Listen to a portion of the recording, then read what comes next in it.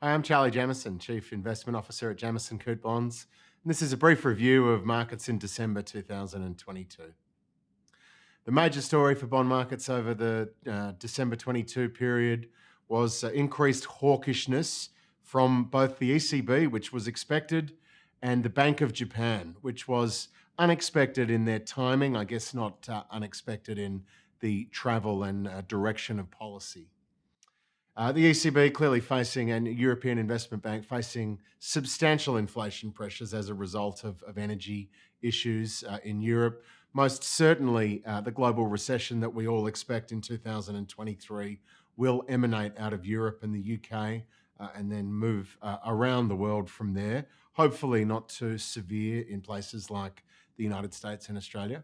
But the hawkishness from the ECB had bond markets on the back foot. And then towards the middle, latter part of the month, the Bank of Japan widened the allowable band in which they're allowing their 10-year government bonds to trade. They are still under a policy of yield curve control, something Australia had flirted with and very unsuccessfully in the end.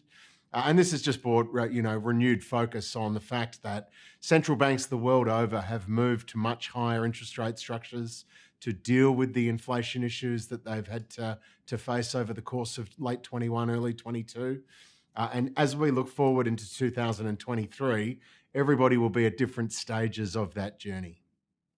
It's our expectation that the RBA here domestically will be very, very mature in their rate hiking cycle. What they might hike again in February, but then we believe that will be it and they'll go to a period of pause.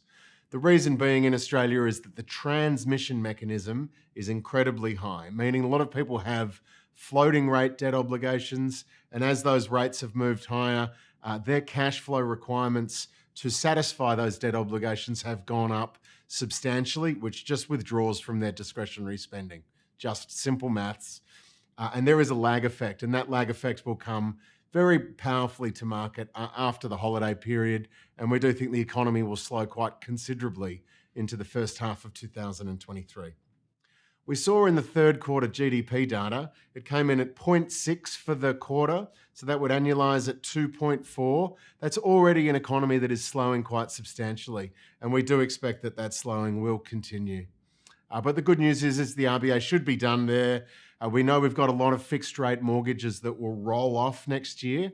And so it's very likely that the RBA are very conscious of this and they're not want to go to over tighten. Conversely, the United States Federal Reserve also look like they've got a few more hikes to go into 23 before they find their own terminal, but these are going to be at very high levels, estimations up to 5% in terms of US Fed funds. That is really the benchmark for the international cost of capital, which has gone up substantially, and that will have a dampening effect on economic activity the world over through 2023. Whereas the ECB and the Bank of Japan are late to this rate hiking party, and they've still got a lot more to do. So there is going to continue to be quite substantial divergence in central bank policy and timing as we look out over the course of the year. It's still our expectation that in the US markets, obviously they have a much weaker transmission mechanism. So in Australia, something like 65% of loans are variable, had been as high as 80 before people utilised that long rate fixed obligation that was available through COVID, those honeymoon deals. A lot of those are now rolling off and resetting to much higher mortgages. Other markets like Canada and the UK, they may have some fixed rate mortgages, but they tend to be very low maturity. They're 2 or 3 or 5 year loans. So again, they're rolling off relatively quickly. The United States is completely unique in having 30-year mortgages. And so, of course, if you did fix money for 30 years, you're impervious to the fact that the Federal Reserve has then raised the cash rate very substantially. So it's much harder to get that impact, that transmission through to the economy.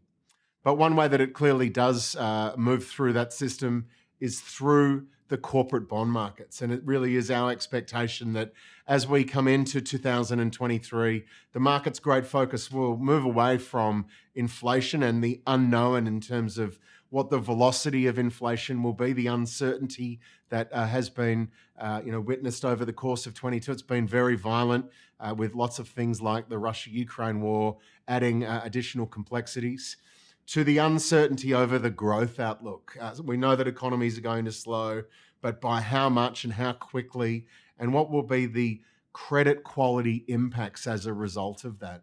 We know in other episodes when corporate borrowers go to refinance, not borrow new monies, but refinance existing obligations. If confidence is very low in markets and they might be in a unloved sector, something like tech growth at the moment, for instance, they might not be able to do that easily, given that risk-free rates have risen materially, credit spreads have widened materially.